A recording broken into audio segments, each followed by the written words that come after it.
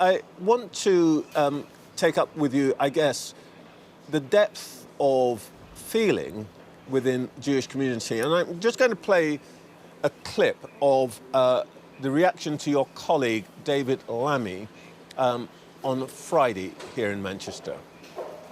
I have great pleasure in introducing our Deputy Prime Minister, David Lammy. And before I do, please,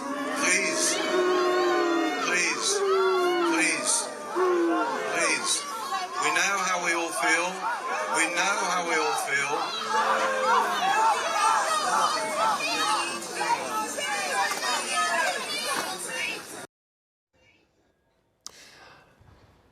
Should that reaction be a cause for reflection amongst ministers about whether you answered the calls of Jewish leaders previously to stop demonstrations that many Jews felt were intimidating?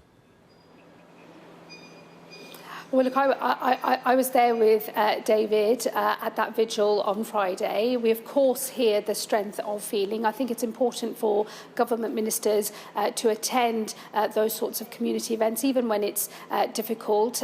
We met people who were in deep pain. A true tragedy has occurred for a community that is very tight-knit and who are feeling extremely vulnerable. We hear and feel that strength of feeling ourselves, and it is why, we are committed to dealing with anti-Semitism in all of its forms. It's why I'm taking further measures in strengthening powers in relation to protests. Forgive me, Home Secretary, this is, that reaction was really about you and your government, wasn't it? It was about what that group would see as the failure to stop the weekly demonstrations, particularly in the centre of London. It was about the decision to recognise Palestine. It was about the sense that pretty much every other minority gets its say, but Jews, as the phrase now goes, don't count. That's what they think about your government.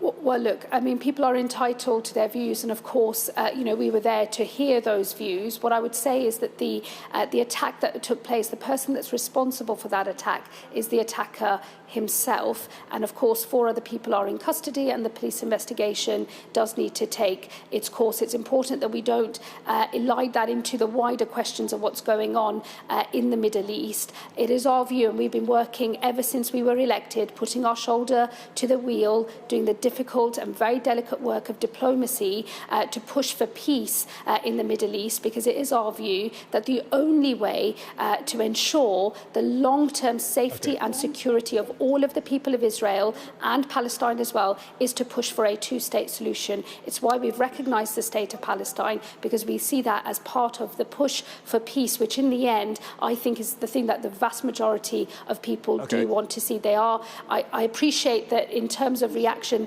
it feels like they're very connected, but it is important that we do acknowledge one is a matter of a conflict in the Middle East that the British government is playing its full part in trying to bring that to an end, and this is an attack that's occurred on our own soil, for which we need to make sure that all of the measures we have in place for the protection of our own people are in the right place, and that's what I'm focused on.